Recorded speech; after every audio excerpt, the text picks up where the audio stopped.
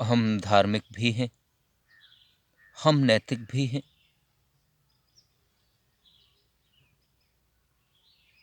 हम सत्य, न्याय, धर्म, ईमानदारी, मानवता, शांति, अहिंसा जैसे सद्गुणों से ओतप्रोत भी हैं और नहीं भी हैं। ये कैसा जीवन, यदि हम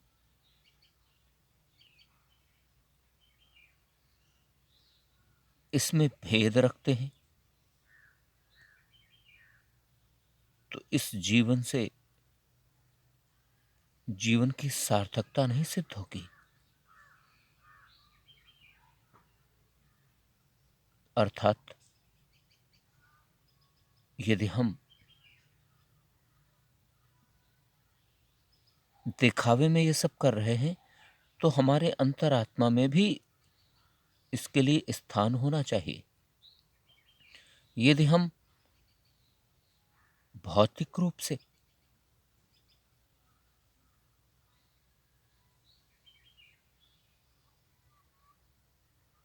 नैतिक हैं, धार्मिक हैं, सत्य, न्याय, धर्म, ईमानदारी, शांति, अहिंसा आदि सद्गुणों से ओतप्रोत हैं, तो हमें इन्हें अपने अंतरात्मा में भी अंगीकृत करना होगा। हमें इन्हें अपने जीवन में उतारना भी होगा, इन्हें अपने जीवन में घटित भी करना होगा, इनके अनुसार चलना भी होगा, अपने जीवन को ढालना भी होगा।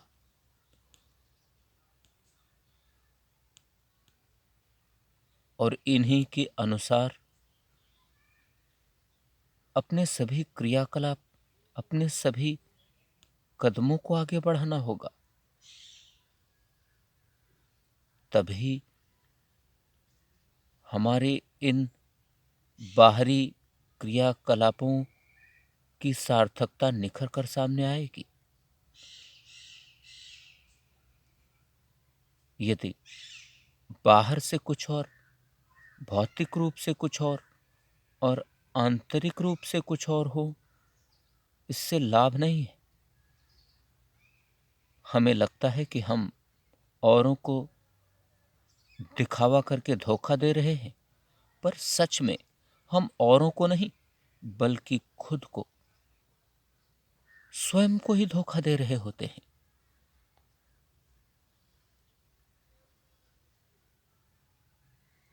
हम यह सब कुछ सत्कर्म करके भी नहीं कर रहे होते हैं। ये तो और बड़ी जटिलता है और बड़ी समस्या है। ये तो ठीक वैसा है जैसे कि हम अपने ही पैर में कुल्हाड़ी मार रहे हों।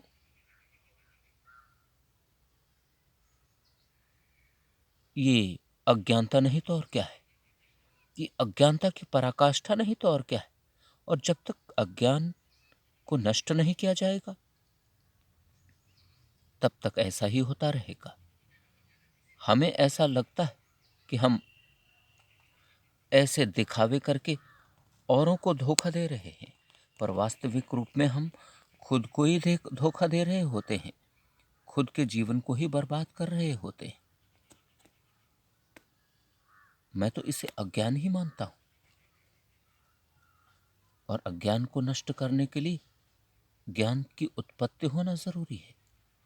जब ज्ञान की उत्पत्ति होगी तभी यह अज्ञान का अंधकार, अज्ञान का तिमिर हमसे दूर होगा। और जब यह हमसे दूर होगा तभी हम वास्तविक रूप में अपने जीवन को, अपने रूप को, स्वयं को पहचान सकेंगे। और उस पहचानने की शक्ति के अनुसार, पहचानने की सामर्थ्य के अनुसार ही अपने जीवन को ढाल सकेंगे। और यह शक्ति, यह सामर्थ्य तो ज्ञान के स्रोतों से ही मिलेगा।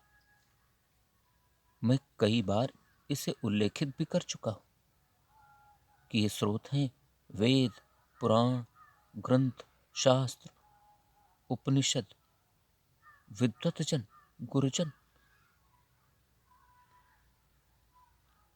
सत्संग आदि, हम जितनी जल्दी इनका सहारा लेने लगेंगे, हमारा जीवन उतनी ही जल्दी समन्वित और संतुलित हो जाएगा।